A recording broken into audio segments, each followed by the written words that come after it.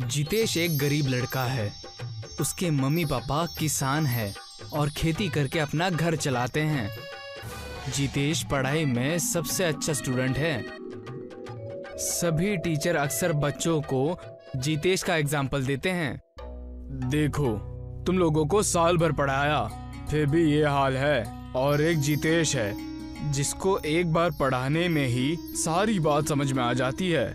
देखना, एक दिन ये बच्चा हमारे स्कूल का नाम रोशन करेगा। जिस तरह टीचर जितेश को पसंद करते थे, उसी तरह एक मैडम जितेश से नफरत करती थी। वो अक्सर छोटी छोटी गलतियां ढूंढती थी ताकि जितेश को डांट सुना सके। बच्चों, सभी ने अपना होमवर्क कंप्लीट किया? क्या कोई ऐसा है जिसने अपना होमवर्क नहीं किया? मैडम कक्षा में घूमने लगती हैं। तभी उनकी नजर जितेश पे पड़ती है, जबकि क्लास में सबसे पीछे बैठा है वो। जितेश की स्कूल ड्रेस पुरानी है और थोड़ी फटी हुई भी है। मैडम जितेश को खड़ा करती है। ए लड़के, ये तुम्हारी ड्रेस को क्या हुआ? मिस, मेरी ड्रेस फट गई है। अच्छा, मुझे लगा चूहों ने कुतर दिया है इसे। मैडम की बात सुनकर सभी बच्चे हंसने लगते हैं और उसका मजाक उड़ाने लगते हैं। इस तरह बच्चों को खुद पे हंसना देख जितेश को बुरा लगता है, पर वो कुछ भी नहीं कह पाता और अपनी नजरें झुकाते हुए और चुपचाप खड़ा रहता है। इस तरह चुपचाप भूत जैसे क्यों खड़े हो? जितेश कुछ भी नहीं कहता। जब स्कूल यूनिफॉर्म बनाने की तुम्हारी हैसियत नहीं है, तो इतने बड़े स्कूल में एडमिशन क्यों लेते हो? जाओ, जाकर किसी सरकारी स्कूल में पढ़ो, गरीब कहीं के। मैडम की इस बात पे भी बच्चे वापस से हंसने लगते हैं और जितेश का वापस मजाक बन जाता है। इस तरह बार बार अपनी बेइज्जती देख जितेश की आंखों से आंसू निकल आते हैं और वो रोने लगता है।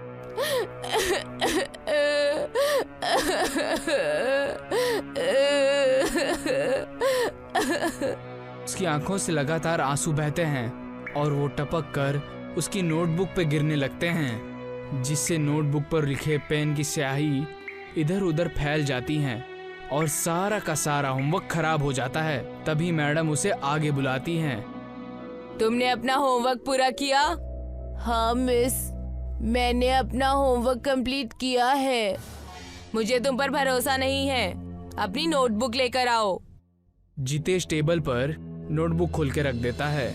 जैसे ही मैडम की नजर नोटबुक पर पड़ती है, वो जोर से चिल्लाती हैं। ये क्या घटिया मजाक है? ये तो पूरे नोटबुक पर स्याही फैली हुई है।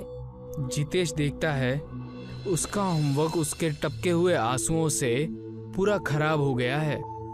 मिस, मैंने होमवर्क किया था, पर पानी गिरने की वजह से ये खराब हो गई। मैडम उनकी कोई भी बात नहीं सुनती और उसे डांटने लगती हैं। एक तो झूठ बोलते हो, ऊपर से जबान चलाते हो। निकलो मेरी क्लास से बाहर। तुम जैसे गरीब लोगों के लिए ये स्कूल बना ही नहीं है। तुम्हारे जूते कहाँ हैं? तुम्हारे जूते कहाँ हैं? कल से बिना जूतों के स्कूल मत आना। इस तरह सभी बच्चों के सामने डांट कर क्लास से बाहर निकाल देती हैं। इस तरह अक्सर कोई ना कोई बहाना बनाकर मैडम जितेश को क्लास के बाहर कर देती हैं। कुछ देर क्लास के बाहर रहने के बाद बेल बजती है और स्कूल की छुट्टी हो जाती है और जाते हुए रास्ते में पड़ने वाली नदी में गंदे किए हुए कागज फेंकते हैं। आज फिर नदी को गंदा कर दिया। पता नहीं ये लोग ऐसा क्यों करते हैं। जितेश नदी में पड़ा हुआ कचरा उठाता है और उसे कूड़ेदान में फेंकता है। जितेश को ऐसा करते देख जल देवता मुस्कुराते हैं। जितेश घर आता है और बहुत परेशान है।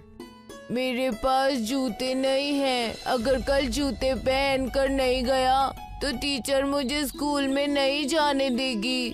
क्या करूं? भगवान जी, मेरी मदद कीजिए। जितेश बहुत सोचता है और उसके दिमाग में एक ख्याल आता है और वो सामने पड़ा हुआ एक सफेद कागज उठाता है और उससे एक जूता बनाता है और जितेश उस जूते को अपने पाँव में पहनता है। अरे वाह, ये तो बिल्कुल फिट बैठ रहा है। अब कल से यही जूते पहन कर जाऊंगा। अब जितेश के पास एक जोड़ी जूते तैयार हैं। चलो अब इन जूतों को काले रंग से पेंट करेंगे और ये हो गए मेरी यूनिफॉर्म के शूज तैयार। जितेश दोनों जूतों को काला पेंट करता है, जिससे दोनों जूते बिल्कुल यूनिफॉर्म के रंग में हो जाते हैं। अगले दिन जितेश अपने स्कूल में ये कागज के जूते पहनकर जाता है। जैसे ही उस पर मैडम की नजर पड़ती है, वो उसे आवाज देती हैं। है लड़के, तुम? हाँ हाँ, तुम ही को बोल रही हूँ, इधर आओ।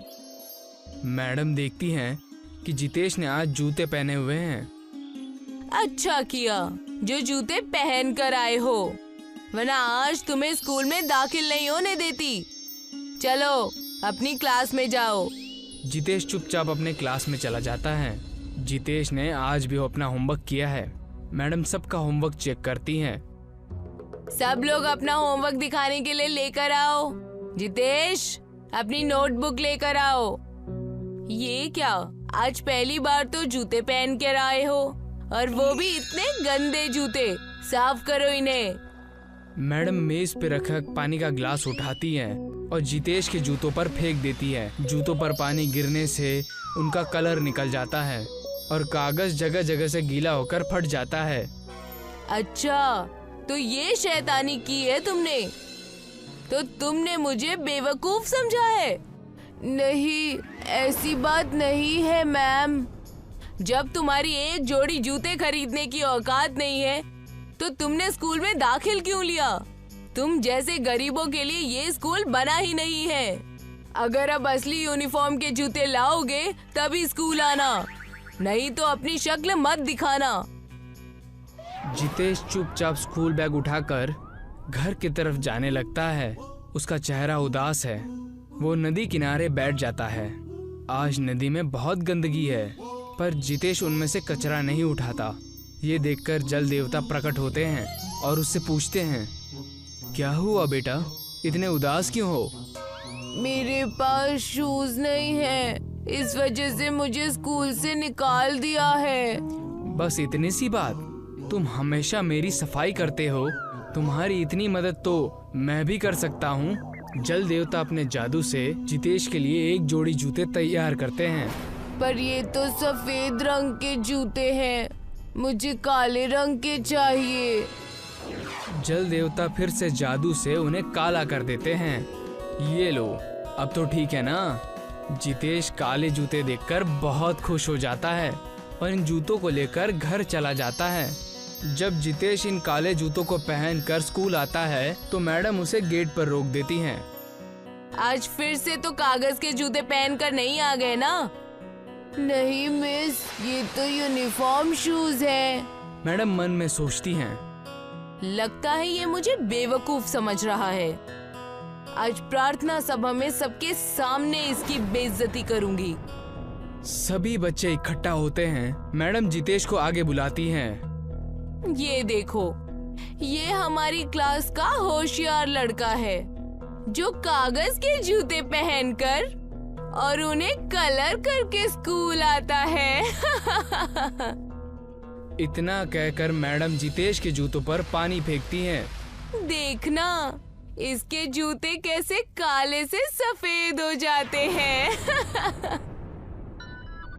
पर जितेश के जूतों का कलर नहीं उतरता। तभी मैडम फिर से जितेश के जूतों पर पानी फेंकती है, पर वो जूते ना ही फटते हैं, ना ही उनका कलर उतरता है। उल्टा जल देवता के जादू से मैडम के चेहरे का रंग काला पड़ जाता है।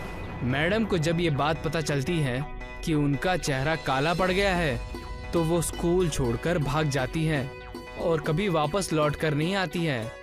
अब जितेश अपने जादुई जूतों को पहनकर स्कूल आता है और मन लगाकर तालीम लेता है।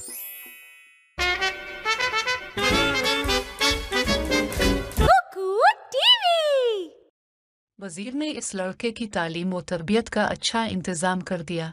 कई उस्ताद इसको पढ़ाने और अदब सिखाने के लिए मुकर्रर किए। कुछ अरसा में उसकी आदतें अच्छी हो गईं और लोग इस लड़के की तारीफ करने लगे।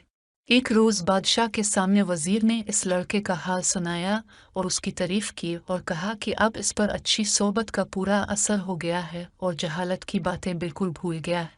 बादशाह वजीर की बातें सुनकर मुस्कुराया और कहा, सच्ची बात यह है कि भेड़िए का बच्चा आखिरकार भेड़िया ही होता है, चाहे वो इंसान के साथ रहते रहते बुरा ही क्यों ना हो जाए। 2 साल गुजर गए। महलवा के चंद गुंडे लड़कों से इस लड़के ने दोस्ती कर ली। एक दिन उसने अपने साथी बदमाश लड़कों की मदद से अपने मेहरबान वजीर को कत्ल कर दिया और उसके दोनों लड़कों को भी मार डाला और सारा माल व असबाब लेकर इसी पहाड़ की चोटी पर चला गया जहां इसका डाकू बाप रहा करता था। इसने भी लूटमार का सिलसिला शुरू कर दिया। जब बादशाह को खबर पहुंची तो उसने हैरत से दांतों में उंगलियां दबा लें और कहा, खराब लोहे से कोई अच्छी तलवार नहीं बना सकता है। नालायक लड़का कभी पढ़ाने लिखाने से लायक नहीं बन सकता है। बारिश के पानी में जो खूबी है इसको सब जानते हैं।